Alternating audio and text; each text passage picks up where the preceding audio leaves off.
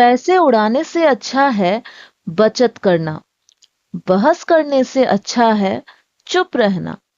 गलती छिपाने से अच्छा है सच बोल देना। तो गैस इन तीनों सेंटेंसेस में हम अपने सामने वाले से ये कह रहे हैं कि ये वाला एक्शन करने से अच्छा है ये करना। जैसे कि पहले वाले सेंटेंस में हमने कहा है पैसे उड़ाने से अच्छा है बचत करना। तो यहां मैं सामने वाले को बोल रही हूं कि ये जो पैसे की बचत करने का एक्शन है ये करना सही है, और ये जो पैसे उड़ाने का एक्शन है ये करना सही नहीं है। मैं ये बोलना चाह रही हूँ सामने वाले को। तो गाइज ऐसे सेंटेंसेस को इंग्लिश में कैसे बोलनी होती है हम आज के इस वीडियो लेसन में जानने वाले हैं। गाइज आगे बढ़ने से पहले कुछ और सेंटेंसेस भी हैं, चलिए देख लेते हैं। उसे चेतावनी दी जाएगी। उसे नौकरी से निकाल दिया जाएगा। उसे तुरंत सूचित किया जाएगा। तो गाइज यहाँ देखिए ये जो तीन सेंटेंसेस हैं यहाँ हम सामने वाले को बोल रहे हैं कि ये वाली एक्शन की जाएगी। कौन करेगा इसका जिक्र नहीं किया गया है। तो गाइज ये जो सेंटेंसेस है ना ये पैसिव वॉइस की सेंटेंसेस हैं, तो इसे भी कैसे इंग्लिश में बोलनी होती है हम आज के इस वीडियो लेसन में जानने वाले हैं। गाइज चलिए सबसे पहले शुरू करते हैं। ऊपर की जो ये तीन सेंटेंसेस हैं इनसे इसके लिए कौन सा स्ट्रक्चर हमें फॉलो करनी है चलिए वो पहले देख लेते हैं। तो गाइज ये वाला स्ट्रक्चर हम फॉलो कर लेंगे ऐसे सेंटेंसेस को इंग्लिश में बनाने के लिए। It is better to. Guys इससे अच्छा ये जो फ्रेज है ना इसके लिए हम इंग्लिश में ये वाली फ्रेज यूज करते हैं, इट इज बेटर टू। फिर ये फ्रेज यूज करने के बाद जो एक्शन करना अच्छा है हम बोल रहे हैं उसे यहाँ पे बेस फॉर्म में लिख लेंगे प्लस उसका ऑब्जेक्ट, फिर देन लगा के जो दूसरा वाला एक्शन है जिस एक्शन को करने से हम बोल रहे हैं कि ये वाला एक्शन करना अच्छा है उस एक्शन का बेस फॉर्म हम यहाँ पे लिख लेंगे। तो गाइज एक तरह से ना हम कंपेयर कर रहे हैं इन दोनों एक्शंस को कि इससे तो ये अच्छा है। तो गाइज ध्यान रखिएगा जो एक्शन करना अच्छा है हम बोल रहे हैं उसका बेस फॉर्म हम यहाँ पे लिख लेंगे, और जिस एक्शन से की हम बात कर रहे हैं उसका बेस फॉर्म हमें यहाँ पे लिख लेनी है प्लस उसका ऑब्जेक्ट। तो गाइस बेटर अंडरस्टैंडिंग के लिए चलिए एग्जांपल्स के साथ समझ लेते हैं। पहला एग्जांपल है पैसे उड़ाने से अच्छा है बचत करना। तो गाइस यहाँ पे मैं कौन सा एक्शन करने की बारे में बात कर रही हूँ, बचत करने के बारे में, है ना। ये एक्शन अच्छा है हमें ये बोल रही हूँ राइट। और ये वाली जो एक्शन है पैसे उड़ाने का ये मैं एक्चुअल में करने से मना कर रही हूँ, मतलब मैं सलाह दे रही हूँ कि ये करने से तो अच्छा ये करना है। तो जो करना अच्छा है हम बोल रहे हैं उसे हम पहले यूज करेंगे, और जिस एक्शन के साथ मैं कंपेयर कर रही हूँ उसे देन लगाने के बाद लिखेंगे। तो इंग्लिश में हमारा सेंटेंस होगा it is better to save money than waste it. तो गाइज क्या एक्शन करने के लिए बोल रही हूँ, बचत करने के लिए, है ना। अच्छा क्या है, बचत करना, इसलिए उसे हम पहले लिख लेंगे it is better to save money. ठीक है, बचत करने का इंग्लिश क्या होता है, सेव करना। तो सेव, फिर क्या सेव करने की बात हो रही है, मनी। मनी यहाँ पे ऑब्जेक्ट है, फिर देन लगा के जिस एक्शन से अच्छा है हम बोल रहे हैं उस एक्शन को बेस फॉर्म में लिख लेंगे। तो यहाँ किस एक्शन से अच्छा है हम बोल रहे हैं, पैसे उड़ाने से अच्छा है हम बोल रहे हैं। तो पैसे उड़ाने का इंग्लिश वेस्ट होता है, इसलिए देखिए हमने यहाँ पे वेस्ट वर्ड का यूज कर लिया। फिर इट जो है ना ये प्रोनाउन है मनी के लिए, ठीक है। It is better to save money than waste it. अब गाइस अगर आपको पास्ट में बोलना है, जैसे कि सपोज किसी ने पैसे पहले ही उड़ा दिए, बर्बाद कर दिए, और उसे आपको बोलनी है कि पैसे उड़ाने से अच्छा था बचत करना, यानी कि पैसा पहले ही वेस्ट कर दिया गया है। अब मैं सामने वाले को बोल रही हूँ कि अरे ऐसा करने से तो अच्छा था ना ऐसा करना, पैसे उड़ाने से अच्छा था बचत करना। यानी कि ये जो सेंटेंस है ये पास्ट टेंस की सेंटेंस है, तो इसे हम इंग्लिश में कहेंगे it was better to save money than waste it. यहाँ पे गाइज इज था क्योंकि ये प्रेजेंट में था ये सेंटेंस, और ये वाली जो सेंटेंस है ये पास्ट की है इसलिए हमने वॉज का यूज किया है। एक और एग्जाम्पल देखते हैं। बहस करने से अच्छा है चुप रहना। तो क्या अच्छा है हम बोल रहे हैं, चुप रहना अच्छा है बोल रहे हैं। तो हमारा सेंटेंस इंग्लिश में होगा it is better to keep quiet. ठीक है, चुप रहने का इंग्लिश क्या है, to keep quiet, than argue. क्या करने से अच्छा है बोल रहे हैं? बहस करने से, इसलिए देन आर्ग्यू। बहस करने का इंग्लिश होता है आर्ग्यू करना। अब गाइस अगर इसे पास्ट में बोलनी है, अगर हमें बोलनी है कि बहस करने से अच्छा था चुप रहना, यानी कि किसी ने बहस किया और मैं बाद में बोल रही हूं कि अरे ये करने से अच्छा था चुप रहना, तो हम इंग्लिश में बोलेंगे it was better to keep quiet than argue. It was better to keep quiet than argue. अगला एग्जाम्पल, गलती छिपाने से अच्छा है सच बोल देना। तो मैं यहाँ पे सामने वाले को क्या कर रही हूँ? मैं कह रही हूँ कि गलती छिपाने से अच्छा है सच बोल देना। तो इंग्लिश में हम कहेंगे it is better to tell the truth than hide the mistake. ठीक है, किससे अच्छा है? गलती छिपाने से, इसलिए हाइड द मिस्टेक। क्या करना अच्छा है? सच बोल देना। It is better to tell the truth than hide the mistake. अब पास्ट में अगर हमें बोलनी है, अगर सपोज किसी ने ऑलरेडी गलती छिपा दिया और फिर मुझे लग रहा है कि मैं उसे बोलूं कि गलती छिपाने से अच्छा था सच बोल देना, यानी कि पास्ट में गलती छिपाने से अच्छा था सच बोल देना, अगर हमें ऐसे बोलना है तो इंग्लिश में हम कहेंगे it was better to tell the truth than hide the mistake. It was better to tell the truth than hide the mistake. तो गाइज आई होप कि आपको समझ में आ रही है कि ऐसे सेंटेंसेस को कैसे इंग्लिश में बोलनी होती है, राइट? नेक्स्ट एग्जांपल है, मोबाइल चलाने से अच्छा है कि तुम किताब पढ़ो। तो यहां मैं सामने वाले को डायरेक्टली बोल रही हूं कि ऐसा करने से अच्छा है कि तुम ये वाला एक्शन करो। यानी कि सामने वाला जो जिसे मैं बात कर रही हूँ वो मोबाइल चला रहा है, लेकिन मैं उसे क्या कह रही हूँ कि अरे इससे अच्छा है कि तुम बुक पढ़ो।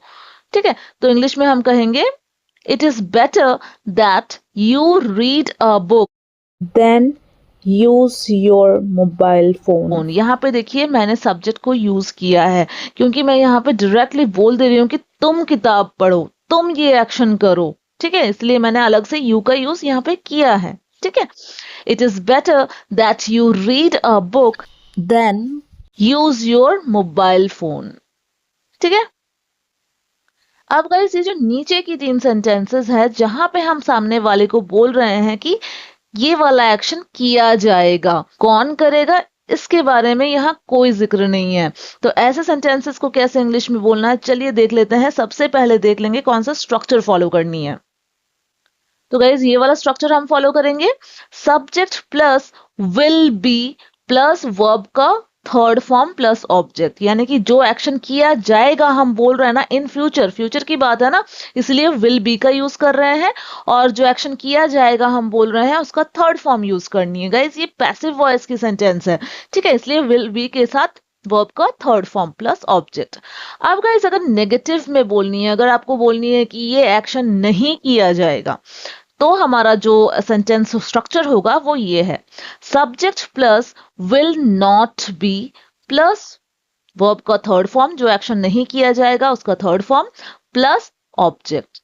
विल नॉट को कॉन्ट्रैक्टेड फॉर्म में भी लिख सकते हैं, वोंट भी यूज कर सकते हैं विल नॉट की जगह पे। ठीक है गाइज, याद रखिएगा पैसिव वॉइस की जो सेंटेंसेस होती है ना उसमें जो सब्जेक्ट है वो डूअर नहीं होता है, यानी कि इस एक्शन को करने वाला नहीं होता है। सब्जेक्ट यहाँ पे वो होता है जिसके ऊपर एक्शन होती है। ठीक है, इस चीज का आपको ध्यान रखनी है। अब चलिए एग्जाम्पल्स के साथ समझते हैं। पहला एग्जाम्पल है, उसे चेतावनी दी जाएगी। तो चेतावनी कौन देगा ये हम नहीं बोल रहे हैं, हम बस बोल रहे हैं कि उसे चेतावनी दी जाएगी। तो एक्शन यहाँ पे क्या है? चेतावनी देना। किसे दी जाएगी, किसके ऊपर होगा ये एक्शन? उसे, जिसके बारे में हम यहाँ बात कर रहे हैं। ठीक है, तो यहाँ पे जो सब्जेक्ट है वो अगर किसी लड़का के बारे में बात करें तो ही हो जाएगा, और अगर किसी लड़की के ऊपर वो एक्शन होने वाली है तो हम शी का यूज कर लेंगे। ठीक है, तो हम इंग्लिश में कहेंगे he will be warned. Action क्या है यहाँ पे? चेतावनी देना। तो चेतावनी देने का इंग्लिश वार्न करना होता है, थर्ड फॉर्म में यूज करनी है इसलिए warned. He will be warned. ठीक है, अब अगर आपको नेगेटिव बोलनी है, अगर आपको बोलनी है कि उसे चेतावनी नहीं दी जाएगी, तो हम इंग्लिश में कहेंगे he will not be warned. या फिर आप बोल सकते हैं he won't be want। ठीक है, will not का जो कॉन्ट्रैक्टेड फॉर्म है वो won't होता है, तो आप दोनों में से कोई भी एक सेंटेंस का यूज कर सकते हैं। अगला एग्जाम्पल, उसे नौकरी से निकाल दिया जाएगा। तो यहां मैं क्या बोल रही हूं कि उसे, जो सब्जेक्ट है, उसे नौकरी से निकाल दिया जाएगा। कौन निकालेगा हम यहां नहीं बोल रहे हैं, वो इंपॉर्टेंट नहीं है। ठीक है, तो एक्शन क्या है, निकाल देना। ठीक है, किसके ऊपर ये एक्शन होगा हम बोल रहे हैं, उसके ऊपर, है ना। तो हमारा सेंटेंस इंग्लिश में होगा he will be fired from the job। ठीक है, तो नौकरी से निकाल देने का इंग्लिश फायर करना होता है, फिर थर्ड फॉर्म में यूज करनी है, इसलिए फायर्ड। ठीक है, किसे निकाल दिया जाएगा, उससे। लड़का है तो ही, लड़की है तो शी। तो यहां हमने एज्यूम किया है वो एक लड़का है, इसलिए हमने ही का यूज किया है। ही विल बी, फ्यूचर में निकाल दिया जाएगा हम बोल रहे हैं ना, इसलिए will be fired from the job. Guys, आप फायर्ड वर्ड की जगह पे डिसमिस्ड वर्ड का भी यूज कर सकते हैं, जो कि ज्यादा फॉर्मल होता है। आप ऐसे भी बोल सकते हैं कि he will be dismissed from the job. ठीक है, अब गाइस अगर नेगेटिव बोलनी है, अगर आपको बोलनी है कि उसे नौकरी से नहीं निकाला जाएगा, उसे नौकरी से नहीं निकाला जाएगा, तो हम इंग्लिश में कहेंगे he will not be fired from the job. He will not be fired from the job. अब अगर विल नॉट को अगर कॉन्ट्रैक्टेड फॉर्म में यूज करनी है, तो हमारा सेंटेंस हो जाएगा he won't be fired from the job. He won't be fired from the job. ठीक है गाइस, यहां पे भी आप फायर्ड की जगह पे डिसमिस्ड वर्ड का भी यूज कर सकते हैं। ठीक है, नेक्स्ट एग्जांपल है, उसे तुरंत सूचित किया जाएगा। ठीक है, उसे तुरंत सूचित किया जाएगा। कौन करेगा, हमने नहीं मेंशन किया है। तो अगेन ये एक पैसिव वॉइस की सेंटेंस है, जिसमें एक्शन को करने वाले को हमने मेंशन नहीं किया है, जो एक्शन है वो मेंशन किया है, और किसके ऊपर ये एक्शन होगा हमने वो मेंशन किया है। तो इंग्लिश में हम कहेंगे he will be informed immediately. ठीक है, तो सूचित करना यहाँ पे एक्शन है, जिसका इंग्लिश इन्फॉर्म होता है, थर्ड फॉर्म इन्फॉर्म्ड। ठीक है, तुरंत बोला गया ना, इसलिए इमीडिएटली। तुरंत का जो इंग्लिश होता है वो इमीडिएटली होता है। तो he will be informed immediately. अगर वो कोई लड़की होती, ठीक है, तो हमारा सेंटेंस होता she will be informed immediately. She will be informed immediately. अब गाइस यहाँ पे अगर हम नाम मेंशन करते, अगर हम बोलते कि राधा को तुरंत सूचित किया जाएगा, तो हमारा सेंटेंस इंग्लिश में हो जाता Radha will be informed immediately. ठीक है, अब गाइस अगर नेगेटिव बनानी है, अगर बोलनी है कि उससे तुरंत सूचित नहीं किया जाएगा, उसे तुरंत सूचित नहीं किया जाएगा, तो हम बोलेंगे he will not be informed immediately। he will not be informed immediately। ठीक है, कॉन्ट्रैक्टेड फॉर्म में अगर यूज करनी है तो हम ऐसे भी बोल सकते हैं he won't be informed immediately। he won't be informed immediately। अब गाइस ये वाली सेंटेंस देखिए, ये सेंटेंस थोड़ा सा अलग है बाकी सेंटेंसेस से। समस्या आसानी से हल की जा सकती है। तो यहां पे देखिए हम क्या बोल रहे हैं, समस्या आसानी से हल की जा सकती है। जा सकती है हम बोल रहे हैं, की जाएगी नहीं बोल रहे हैं। ठीक है, तो जा सकती है, यानी कि बात यहाँ पे पॉसिबिलिटी की हो रही है। तो यहां हम विल बी का यूज नहीं कर सकते हैं। ठीक है, तो यहां हमें विल बी के जगह पे कैन बी का यूज करना है, क्योंकि हम बात पॉसिबिलिटी की कर रहे हैं। समस्या आसानी से हल की जा सकती है। ठीक है, यहाँ पे हम पॉसिबिलिटी बता रहे हैं, तो इंग्लिश में हम कहेंगे the problem can be solved easily. तो हल करना यहाँ एक्शन है। ठीक है, सॉल्व, थर्ड फॉर्म सॉल्व्ड। तो क्या चीज हल करने की बात हो रही है, समस्या, है ना। तो ये जो प्रॉब्लम है ये सब्जेक्ट है।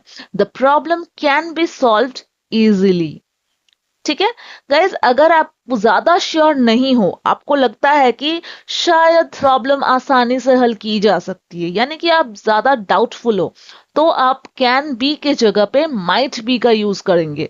जैसे कि अगर आपको बोलनी है कि शायद समस्या आसानी से हल की जा सकती है, शायद, है ना, I am confuse, I am not sure, तो फिर हम बोल सकते हैं इंग्लिश में कि the problem might be solved easily. The problem might be solved easily. ठीक है, तो गाइस आई होप आपको समझ में आ रही है, राइट? अब गाइस अगर आपको नेगेटिव सेंटेंस बनानी है, अगर आपको बोलनी है कि समस्या आसानी से हल नहीं की जा सकती है, यहां मैं क्या बोल रही हूँ कि पॉसिबिलिटी बिल्कुल नहीं है, तो हम इंग्लिश में कहेंगे the problem can't be solved easily. The problem can't be solved easily. Guys यहाँ पे मैंने कैन नॉट का जो कॉन्ट्रैक्टेड फॉर्म है वो यूज किया है, कांट। अगर आपको अलग अलग से यूज करनी है कैन नॉट, तो आप ऐसे भी यूज कर सकते हो, the problem can not be solved easily. ठीक है, एक और एग्जाम्पल देख लेते हैं। फॉर्म ऑनलाइन भरा जा सकता है, पॉसिबिलिटी है फॉर्म के ऑनलाइन भरे जाने की, तो इंग्लिश में हम कहेंगे the form can be filled online, यानी कि कोई फॉर्म को ऑनलाइन भी भर सकता है, हम ये बोल रहे हैं the form can be filled online. अब अगर आपको डाउट है, अगर आप ज्यादा श्योर नहीं हो, आप पॉसिबिलिटी ज्यादा नहीं है, तो आप ऐसे भी बोल सकते हो कि the form might be filled online, यानी कि शायद ही की मैं बात कर रही हूँ। ठीक है, तो और नेगेटिव में अगर आपको बनानी है, अगर आपको कहनी है कि फॉर्म ऑनलाइन नहीं भरा जा सकता है, ठीक है, यहाँ पे जो सेंटेंस है ना, ये नेगेटिव सेंटेंस है। मैं क्या बोल रही हूँ कि नहीं भरा जा सकता है फॉर्म ऑनलाइन में, ये बताया जा रहा है, तो इंग्लिश में हम कहेंगे the form can't be filled online. देखिए यहाँ पे मैंने कांट बी का यूज किया है, ठीक है, कांट बी यानी कैन नॉट बी। ठीक है, तो गाइस आई होप आपको समझ में आ गई है कि ऐसे सेंटेंसेस को कैसे इंग्लिश में बनानी होती है, राइट? अब गाइस ये जो 3 सेंटेंसेस आपको स्क्रीन पर दिख रही है, रोने से अच्छा है समाधान ढूंढना, उसे सिखाया जाएगा और उसे बुलाया जा सकता है। गाइज इन तीनों सेंटेंसेस की इंग्लिश आप ज़रूर से कमेंट बॉक्स में ट्राई कीजिए, और साथ ही साथ मुझे ये बताना ना भूले कि आज की ये वीडियो आपके लिए हेल्पफुल रही है या नहीं। गाइज अगर थोड़ा सा भी हेल्पफुल रहा है तो इसे ज़रूर से लाइक करना और साथ ही साथ वीडियो को हाइप भी कर देना, और दोस्तों के साथ शेयर भी कीजिएगा। चैनल पे नए हैं तो सब्सक्राइब भी कर लेना। Thank you so much friends for watching, bye.